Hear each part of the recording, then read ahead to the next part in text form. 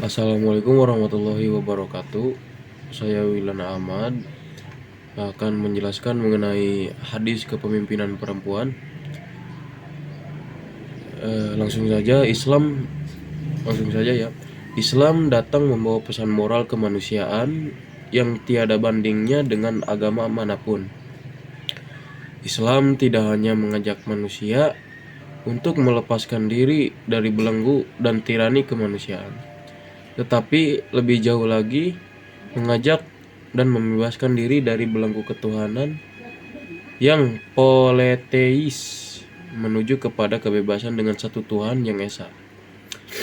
Oleh karena itu, Islam sebenarnya menjadi sarana yang tepat untuk mempersatukan misi dan visi kesetaraan laki-laki dan perempuan.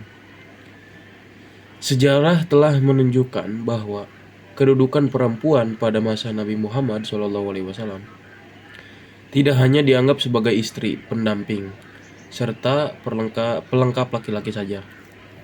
Nah, tapi dipandang juga sebagai manusia yang memiliki kedudukan yang setara dalam hak dan kewajiban dengan manusia lain di hadapan Allah Subhanahu wa taala. Adapun mengenai kepemimpinan wanita dalam urusan umum masih terjadi kontroversi. Jumhur ulama melarang wanita menjadi pemimpin dalam urusan umum, sesuai dengan hadis Rasulullah SAW yang berbunyi, Hadatsana Utsman bin Haitham, Hadatsana Auf anil Hasan ani Abi Bakrata qala laqad nafa'ani Allah bi kalimati ayyam mil jamalil lamma balagon nabiyyu sallallahu alaihi wasallam anna farisan malaku nata kisro qala lan yufliha qaumun walau amrohum maratun. Tidak sukses suatu kaum atau masyarakat yang menyerahkan urusan mereka kepada wanita. Hadis riwayat Bukhari. Tetapi di lain pihak, ada yang membolehkan wanita menjadi pemimpin di luar rumah tangganya.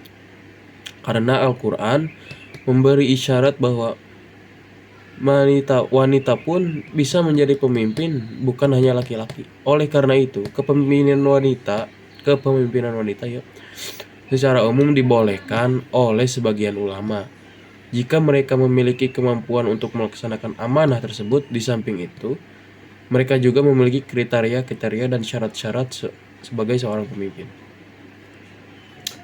Nah, dengan memperhatikan hadis di atas tentang kepemimpinan wanita, maka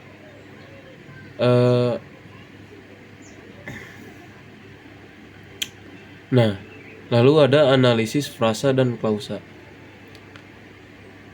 Seperti hadis yang sudah dibacakan tadi, laqad nafa'ani Allah bi kalimatin sami'atuha mir Rasulillah sallallahu alaihi wasallam ayyami jamal. Yang dimaksud dengan kalimat tersebut di atas ialah Allah Subhanahu wa taala telah memberikan hikmah kepadaku pada saat perang Jamal dalam kurung unta dengan ucapan yang telah aku dengar dari Rasulullah sallallahu alaihi wasallam.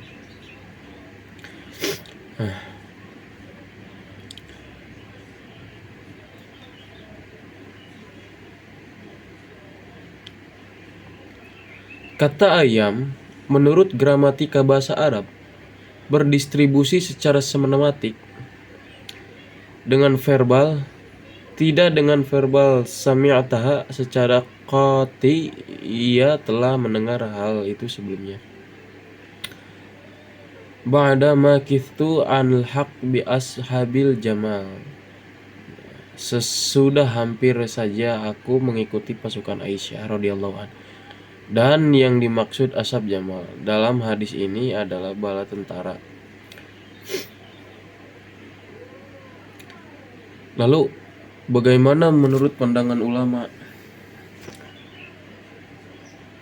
Ulama memahami hadis tersebut secara tekstual Mereka berpendapat bahwa berdasarkan petunjuk hadis, pengangkatan wanita menjadi kepala negara, hakim, dan berbagai jabatan yang setara dengannya dilarang. Mereka menyatakan bahwa wanita menurut petunjuk syara hanya diberi tanggung jawab untuk menjaga suaminya. Al-Khattabi menyatakan bahwa hadis ini mengisyaratkan bahwa perempuan tidak boleh menjadi seorang pemimpin atau seorang hakim. Ini sebagai konsekuensi ia tidak bisa menikahkannya.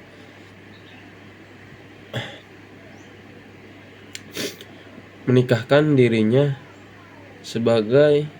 sebagaimana ia tidak bisa menikahkan perempuan lainnya. Di samping itu, ada beberapa dalil atau alasan mereka yang melarang wanita menjadi pemimpin. Yaitu, pertama, Qiyas An-Nisa.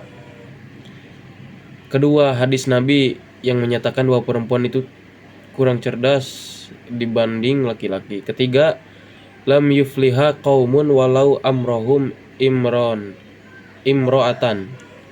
Ketiga dalil tersebut saling kait-mengkait.